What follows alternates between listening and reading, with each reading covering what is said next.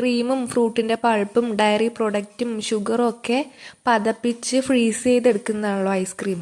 ക്രീമൊന്നും ചേർക്കാതെ ഐസ്ക്രീമിന്റെ രൂപത്തിൽ വളരെ ഹെൽത്തി ആയിട്ട് ഫ്രീസ് ചെയ്തിട്ട് ചെയ്യാൻ പറ്റുന്നതാണ് സോബെ. സ്ട്രോബെറി വെച്ചിട്ട് സോബെ ഉണ്ടാക്കുന്ന ഒരു വീഡിയോ കണ്ടപ്പോഴാണ് നമ്മളെ കയ്യിൽ അവൈലബിൾ ആയിട്ടുള്ള പൈനാപ്പിൾ വെച്ചിട്ട് ഇത് എന്തുകൊണ്ട് ചെയ്തുകൂടാന്ന് തോന്നിയത്. അപ്പോൾ അതെങ്ങനെയാണ് ഉണ്ടാക്കുന്നതെന്ന് നോക്കാം. നമുക്കിത് അരിച്ചെടുക്കാനുള്ള ഒരു സാഹചര്യം ഇല്ല, അതുകൊണ്ട് തന്നെ മാക്സിമം പൈനാപ്പിളിന്റെ മുള്ളെല്ലാം കളഞ്ഞ് നല്ല നീറ്റായിട്ട് തന്നെ കട്ട് ചെയ്തെടുക്കണം. പൈനാപ്പിൾ കട്ട് ചെയ്യുന്നത് അത്ര ഡീറ്റെയിൽ ആയിട്ട് ഞാൻ കാണിച്ചിട്ടില്ല, വേണമെങ്കിൽ അതിൻ്റെതായിട്ടുള്ള ഒരു വീഡിയോ ഞാൻ ചെയ്തിട്ടുണ്ട്, അത് കണ്ടു നോക്കിയാൽ മതി, ലിങ്ക് കൊടുത്തേക്കാം. ഈ കട്ട് ചെയ്ത പൈനാപ്പിളിനെ അങ്ങനെ തന്നെ എടുത്ത് ഓവർനൈറ്റ് നല്ല തണുപ്പിൽ തന്നെ ഫ്രീസ് ചെയ്യാൻ വെക്കണം. തണുത്ത് മരവിച്ച് കല്ല് പോലെ ഇരിക്കുന്ന പൈനാപ്പിൾ പീസസിനെ പിന്നീട് എടുത്ത് മിക്സർ ജാറിലിട്ട് നന്നായി ജ്യൂസാക്കി അടിച്ചെടുക്കണം. ഈ സോബേറ്റ് ഉണ്ടാക്കുമ്പോൾ അതിലേക്ക് പൊതുവേ ഈ ഡയറി പ്രോഡക്റ്റ് ചേർക്കണം എന്നില്ല, പക്ഷെ ഞാൻ ഇതിലേക്ക് മിൽക്ക് മെയ്ഡ് ചേർക്കുന്നുണ്ട്. ഞാൻ ഇവിടുന്ന് തന്നെ ഉണ്ടാക്കിയെടുത്തതാണ്.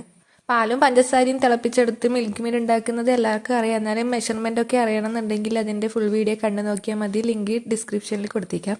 ഇത് പൈനാപ്പിളിന്റെ കൂടെ മിക്സിയിൽ അടിച്ചെടുക്കുന്നതുകൊണ്ടാണ് ഞാൻ ഇത് അരച്ചെടുക്കാതിരുന്നത്. അല്ലെങ്കിൽ ഇത് ഒന്ന് മിക്സിയിൽ കറക്കിയെടുത്താലാണ് കറക്റ്റായിട്ട് മിൽക്ക് മെയ്ഡിന്റെ ഒരു കൺസിസ്റ്റൻസിയിൽ കിട്ടുള്ളൂ. കടയിൽ നിന്ന് വാങ്ങുന്ന കണ്ടൻസ്ഡ് മിൽക്കിന്റെ അതേ ടേസ്റ്റ് തന്നെയാണ്, പ്രിസർവേറ്റീവ് ഒന്നും ചേർക്കുന്നില്ല. അതുകൊണ്ട് കുറേ നാൾ നമുക്കത് സൂക്ഷിക്കാൻ പറ്റൂല എന്നൊരു മാറ്റമേ ഉള്ളൂ. ഫ്രീസ് ചെയ്ത പൈനാപ്പിളും മിൽക്ക് മെയ്ഡും നന്നായിട്ട് അരച്ചെടുത്ത് കൊണ്ടുവന്നിട്ടുണ്ട്. ഒരു ആറുപാടത്തിന് ഞാൻ അതിലേക്ക് പൈനാപ്പിൾ ജെല്ലി ചേർത്ത് കൊടുക്കുന്നുണ്ട്. കയ്യിലുള്ളതുകൊണ്ട് മാത്രം ചേർത്ത് കൊടുക്കുന്നതാണ്.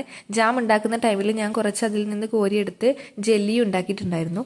അതിന്റെ വീഡിയോ ഞാൻ കഴിഞ്ഞ ദിവസം അപ്ലോഡ് ചെയ്തതാണ്, ഡീറ്റെയിൽസ് കമന്റ് ബോക്സിൽ കൊടുത്തേക്കാം.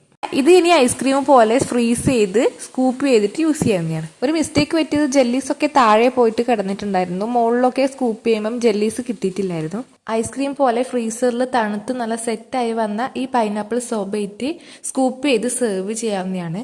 ഐസ്ക്രീമിന്റെ അത്രയ്ക്ക് ടേസ്റ്റ് ഇല്ലെങ്കിലും വീട്ടിൽ ചീപ്പായിട്ട് ഈസി ആയിട്ട് ഉണ്ടാക്കാൻ പറ്റുന്നതാണ്. പിന്നെ ഡെയിലി കഴിക്കുന്നതുകൊണ്ട് കുഴപ്പമില്ല, ഒരുപാട് ക്രീമും കാര്യങ്ങളൊന്നും ചേർക്കാത്തതുകൊണ്ട്. അപ്പോൾ കുട്ടികൾക്ക് ഇത് കഴിക്കാൻ കൊടുക്കുമ്പം ഇതിന്റെ കൂടെ ആ ഒരു ഫ്രൂട്ട് വെച്ചിട്ട് തന്നെ ഉണ്ടാക്കി ജാമും കൂടെ സെർവ് ചെയ്യുകയാണെങ്കിൽ കുറച്ചും കൂടിയും നല്ലതായിരിക്കും. പൈനാപ്പിൾ കട്ട് ചെയ്യുന്നതിന്റെയും ജാം ഉണ്ടാക്കുന്നതും ജെല്ലി ഉണ്ടാക്കുന്നതും മിൽക്ക് മെയ്ഡ് ഉണ്ടാക്കുന്നതിന്റെ ഒക്കെ വീഡിയോ ഞാൻ ഇതിലേക്ക് ആഡ് ചെയ്തിട്ടില്ല, ഓൾറെഡി അത് പോസ്റ്റ് ചെയ്തതായതുകൊണ്ട് അതിന്റെ ഒക്കെ ലിങ്ക് ഞാൻ കമന്റ് ബോക്സിൽ കൊടുത്തേക്കാം.